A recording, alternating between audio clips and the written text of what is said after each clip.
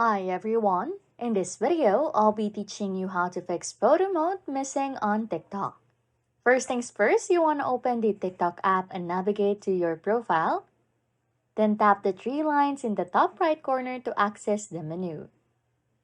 Select then the settings from the menu options.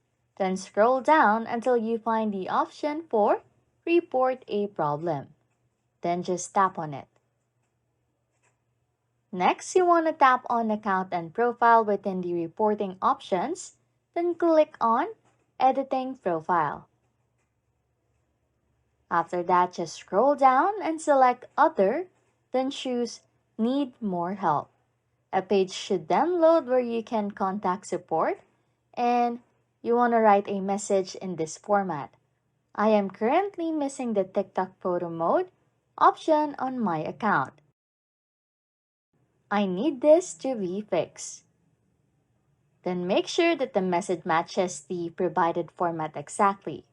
After writing the message, just click on Submit and allow 24 to 48 hours for TikTok support to get back to you. Anyways, if you like content like this, don't forget to subscribe to this channel or comment down below any tutorials you want us to make so we can help you.